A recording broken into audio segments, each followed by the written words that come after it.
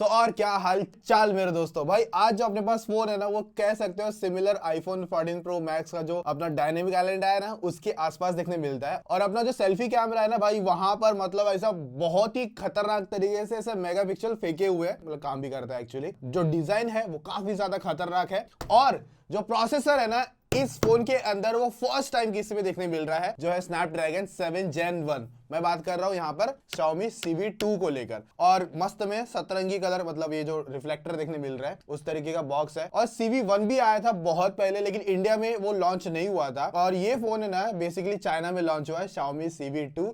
और इसकी जो प्राइसिंग स्टार्ट होती है ना, 8GB वाला जो वेरिएंट आता है ना, 8128, वही मेरे पास है। और वो चाइना में समवेयर 28,000 रुपीज के आसपास पकड़ लो। फिर आगे 256GB और 12GB का भी वेरिएंट आता है। सो बेसिकली अंडर 30,000 रुपीज के आसपास ये फोन मिल जाता है। और ये फोन है ना शायद से इंडिया में लॉन्च हो सकता है, नहीं भी हो सकता है, मैं उसका कुछ बोल नहीं सकता हूँ। और अगर ये होगा, जहां तक चल रहा था, मैं पढ़ रहा था उतना, तो ये शायद से मी A4 के नाम से लॉन्च हो सकता है, बट कोई गारंटी नहीं है। तो फटाफट इसे बॉक्स से बाहर निकाल लेते हैं। और सबसे पहले सिम इजेक्टर, और ये अपना ट्रांसपेरेंट और एक पेपर वर्क है। और यही हमारा मेन डिवाइस रखा गया है जो मैं एक्चुअली यूज कर रहा था। और नीचे की तरफ यहाँ पर है 67 वाट का चार्जर और type A to type C charging cable आती है, जो नॉर्मली बेसिकली मिल जाता है। ये रहा हमारा फोन। सबसे पहले ना सुन लो, क्या सुनेगा ना क्या। तो ये जो डिजाइन है ना, इतना समझ के चल लो, गर्ल्स के हिसाब से ज्यादा मतलब फोकस करा गया है। क्योंकि इनकी अगर वेबसाइट पे भी जाओगे ना, CV2 को अगर मैं देख रहा था ना, तो वहां पर ज्यादातर ऐसे गर्ल्स को ही मेंशन कर रखा था, जिसकी वजह से ऐसा लगता है अट्रैक्टिव लगता है। पर मुझे ऐसा कोई फील नहीं आ रहा है कि ऐसा गर्लिश फोन है। मतलब अगर मुझे भी यूज करने का मन हुआ तो मैं आराम से करूंगा। इस डिजाइन का मतलब फायदा क्या है, नेल फाइल कर सकते हैं भाई।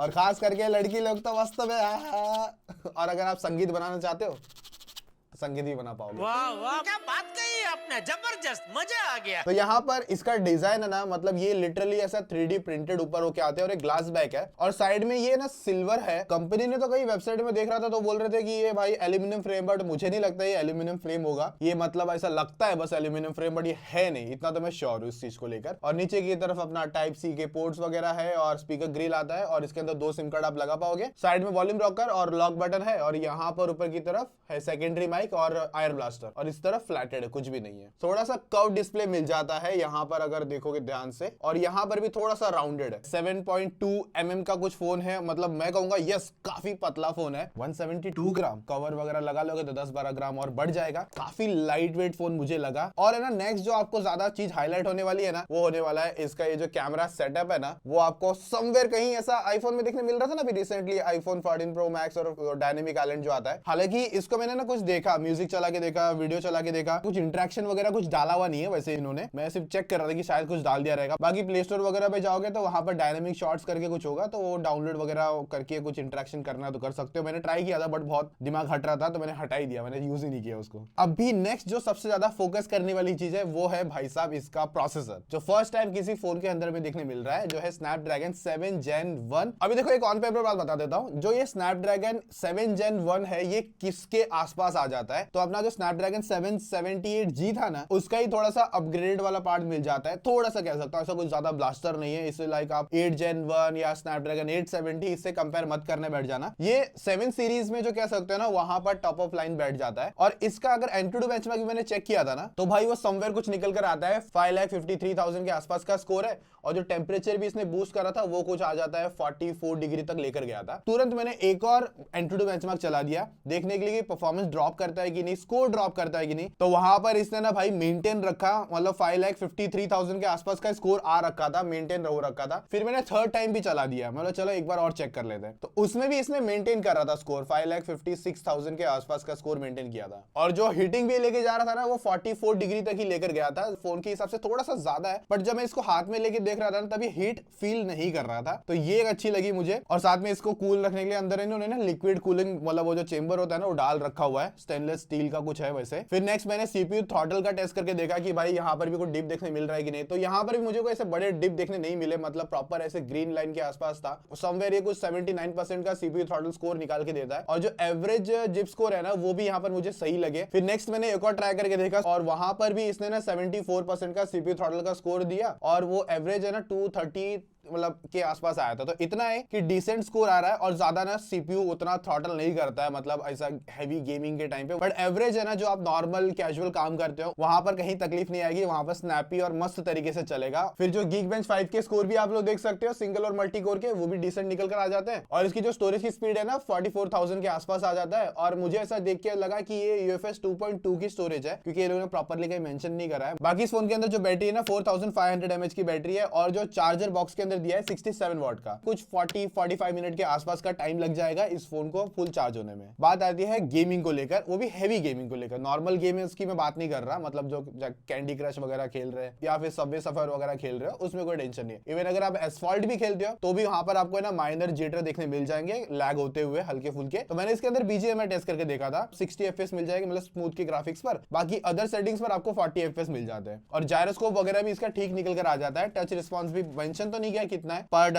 वो भी मुझे सही लगा। TDM पर इतना था कि ये थोड़ी देर 60 चलता है, बाद में थोड़ा सा डिप करता है हल्का सा, लाइक 40 के आसपास तक के भी हल्के फुल्के आए थे। और जब मैं बूट कैंप पे लैंड कर रहा था ना, तब वहां पर बहुत सारे एनिमीज एकदम से ड्रॉप होते हैं, और वहां पर इसने ना 40-45 इस तरीके के FPS से मेंटेन कर रहा था, मतलब 60 बहुत कम दे रहा था। और फिर एंगल पर भी इसने थोड़ी देर 60 FPS दिए, बाद में वहां पर भी मुझे 40-45 ऐसे FPS दिखने मिले। तो इतना है कि जब रश होगा, मतलब आसपास में एनिमीज होंगे, तो ये जो प्रोसेसर है ना स्नैपड्रैगन 7 Gen 1, ये उतनी तगड़ी तोड़ गेमिंग तो आपको नहीं करवा के देगा। नॉर्मल कैजुअल गेमिंग करनी है तब ये प्रोसेसर अभी ठीक निकल कर आता है। और मुझे लगता भी नहीं है कि इसको ऑप्टिमाइजेशन करके या फिर कुछ करके ठीक हो जाएगा, क्योंकि यही सेम प्रॉब्लम है ना जो हमें स्नैपड्रैगन 8 Gen 1 में दिखने मिल रही थी, क्योंकि वहां पर जो प्रोसेसर को मैन्युफैक्चर करके रखा था वो था अपना सैमसंग भाई साहब। तो दैट्स वाई वहां पर वो चीज मुझे दिख कर आई। बाकी जब स्नैपड्रैगन 8 Plus Gen 1 आया था ना, तो TSMC ने बनाया था उसको, और भाई वो क्या ही मस्त तगड़ी परफॉर्मेंस निकाल के दे रहा था, उसके लेवल ही अलग थे। तो मेरे हिसाब से यही एक रीजन है कि ये जो प्रोसेसर है ना इंडिया में बहुत कम मैन्युफैक्चर, मतलब इंडिया में एक्चुअली कोई लेकर ही नहीं आया, सिर्फ चाइना में ये एक फोन इकलौता बना हुआ है जिसके अंदर ये प्रोसेसर निकल कर आया। बाकी कनेक्टिविटी को लेकर ये 5G फोन है, तो टोटल मैंने जितना इसमें देखा ना, तो 9 5G बैंड आते हैं, और हाँ Wi-Fi 6 वगैरह इसके अंदर है, और ब्लूटूथ 5.2 है, और NFC भी इसके अंदर आ जाती है, और स्टॉप में IR ब्लास्ट भी है, तो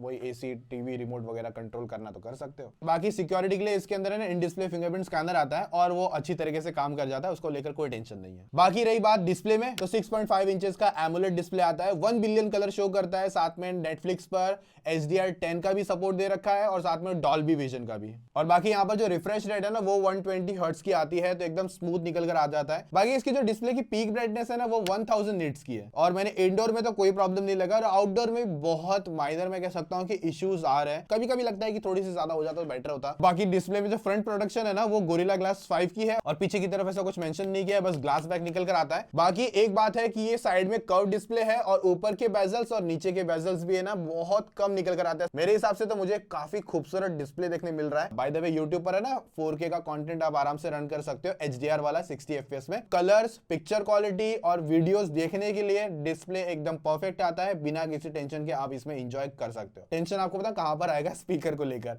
और उससे पहले एक और टेंशन आएगा, इसमें कोई 3.5 mm का गड्ढा नहीं है, और स्पीकर भी है मोनो है, मतलब सिंगल स्पीकर आते हैं, डुअल भी नहीं है। तो नीचे वाला बॉटम फायर है, थोड़ा सा अगर टेस्ट सुनाओ। बहुत सॉलिड हाथ में। पीछे की तरफ यहाँ पे ग्लास टाइप का डिजाइन दिया है, ब्लैक शार्क का लोगो है। फोन के अंदर आपको 240 हर्ट्ज का रिस्पांस रेट देखने सिंगल स्पीकर के हिसाब से अच्छा काम कर रहा है, बट डुअल होता तो ज्यादा बेस्ट होता। रिंगटोन सुन जाती है अच्छी तरीके से। बाकी जब आप कंटेंट एंजॉय करोगे तो ऑफ कोर्स ये जो नॉच वाला पार्ट है जो डायनामिक टाइप का दिखता है उसमें आपको थोड़ा सा इशू आएगा। बाकी सॉफ्टवेयर को लेकर देखेंगे तो Android 12 आता है, और MIUI 13 पर ये रन कर रहा है। चाइनीज वेरिएंट है वैसे तो दुनिया भर के ब्लोटवेयर भर रखे हैं लोगों ने। मुझे जो चाइनीज UI है ना Xiaomi के फोन्स में, तो हमेशा मुझे ज्यादा फ्लूइड लगता है। और दूसरा मुझे फ्लूइड लगा था इंडिया में जो इन लोगों ने Xiaomi 11T Pro वो जब यूज किया था ना, तो उसके अंदर मुझे बहुत ज्यादा फ्लूइड एनिमेशन लगे थे। वही सेम चीज मुझे यहाँ पर लगे थे। ये देखो ये कितना मस्त तरीके से जा रहा आ रहा है। बाकी इसके मेन हाईलाइट तो इसके कैमरास भी कह सकते हैं। जो मेन कैमरा है वो 50 मेगापिक्सल के साथ में आता है, और इसके अंदर OIS नहीं लगा के रखा है इन्होंने, EIS पे ये वर्क करता है। बाकी दूसरा जो कैमरा है 20 मेगापिक्सल का अल्ट्रा वाइड है, और तीसरा है 2 MP का मैक्रो कैमरा। तो मैक्रो को जाने देते हैं। तो मुझे जिसकी फोटोज है ना, मैं कहूंगा मतलब मुझे अच्छी लगी है, ऐसा कोई ज्यादा प्रॉब्लम निकल कर नहीं आई है। और ह्यूमन सब्जेक्ट पे भी जब यूज कर रहा था ना, तभी भी यहाँ पर फोटोज में अच्छा खासा डिटेल में कह सकता हूँ निकल कर आता है। तो मेन कैमरा से जब हम लोग लो लाइट में फोटोज खींचते हैं ना, तो वहां पर भाई मतलब OIS इसके अंदर तो नहीं आता है। तो होता यह है कि थोड़ा सा भी हाथ हिल जाता है ना, तो वहां पर जो फोटोज है ना ब्लरी निकल कर आती है, जो मैंने इसके अंदर नोटिस किया है। लेकिन इतना है कि बाकी जो डे लाइट के अंदर इसका कैमरा है वो मेन हो गया या अल्ट्रा वाइड हो गया, वो दोनों सही निकल कर आए थे। बात आती है इसके मेन सेल्फी कैमरा को लेकर, तो मेन 32 दे रखा है, वो तो चलो अच्छी बात है, बट जो अल्ट्रा वाइड दिया ना 32 मेगापिक्सल का, वो ज्यादा अच्छी बात निकल कर आई है और वो 100 डिग्री तक अल्ट्रा वाइड हो जाता है। सो उसकी वजह से मैं ना ज्यादा बड़ी मतलब अगर ग्रुप में फोटोज खींच रहा हूं ना तो ज्यादा लोगों को अंदर ग्रैब कर सकता हूं और ज्यादा अच्छी डिटेल वाली फोटो ले सकता हूं। तो दैट्स व्हाई वो मुझे अच्छा लगा। और इतना है कि जो फोकल लेंथ भी है ना, मतलब जो 100 डिग्री का, वो भी अच्छा निकल कर आता है। और तीसरा मजा आपको बताओ एक और मिलेगा, एक स्पॉटलाइट भी मिलती है। सो मस्त हमें फोन में एकदम से हेडलाइट निकल कर आ गया, जैसे देख रहे हो। एक कलर टोन पे नहीं, ये तो एक तो कोल्ड हो गया, फिर यहाँ पर इसे चेंज कर सकते हैं नेचुरल कलर में, तो इसके भी कलर चेंज हो गए, और यहाँ पर येलो है तो ये भी वार्म टोन पे चला गया। तो अपने सिनेरियोस के हिसाब से आप वो फोटो ले पाओगे। और एक बात है, इसका अल्ट्रा वाइड कितना अल्ट्रा वाइड है, जैसे वो देखना है ना तो एक समझा देता हूं आपको हल्का सा। तो ये तो देखो 1 डिग्री हो गया, जो ये एक लेंस है ना वो यूज कर रहा है, ठीक है। उसके बाद में दूसरा 0.8 पे लेके जाता हूं तो वही सेम ये यूज कर रहा है। और रही बात वीडियोस को लेकर, तो यहाँ पर जो मेन कैमरा है ना, वहां पर आप लोग 4K at 30 FPS में रिकॉर्ड कर सकते हो, और जो फ्रंट कैमरा है वहां पर आप लोग 1080p at 60 FPS में रिकॉर्ड कर पाओगे। तो भाई ये थी मेरी तरफ से सारी बातें Xiaomi CV2 को लेकर। यार मुझे कहूंगा पर्सनली इसका डिस्प्ले पसंद आया, इसका बैक डिजाइन पसंद आया। हालांकि इसके और भी पैटर्न मिल जाते हैं, अगर आपको ये पसंद नहीं है तो इसमें पर्पल कलर का अलग भी आता है, एक सॉलिड कलर भी आता है। इंडिया में अगर इस फोन को एक अच्छी प्राइस में लॉन्च करेगा Xiaomi, तब एक रेकमेंडेड प्रोडक्ट बन सकता है। बाकी अगर इसे 40,000 में लेकर गया तो उसका कोई सेंस नहीं बनेगा। 35 में भी अगर लेकर आया तो ओवरऑल एक बार ठीक ठाक कह सकते हैं, बट मेरे हिसाब से बेस्ट और स्वीट स्पॉट होगा इसका समवेयर 33 के आसपास बेस्ट हो सकता है। बट 35 के ऊपर जाता है तो थोड़ा सा मुझे प्रॉब्लम लगेगा। आपको फोन कैसा लगा, वीडियो कैसी लगी, डिटेल कैसी लगी, सब बातें ना आप कमेंट में जरूर बता देना। और हाँ बाय द वे, अगर इसका आपको गेमिंग रिव्यू देखना है तो मैं यहाँ पर थोड़ा सा सरक के इस तरफ पे पॉप आउट हो जाएगी वो वीडियो, तो चेकआउट कर सकते हो हमारा दूसरा चैनल गेमिंग पाठशाला। वहां पर गेमिंग की वीडियोस आ जाती है। अगर आपने सब्सक्राइब नहीं करा होगा सब्सक्राइब भी कर लेना। मिलेंगे और इंटरेस्टिंग वीडियोस में, तो अभी के लिए take care, tata, bye bye, जय हिंद।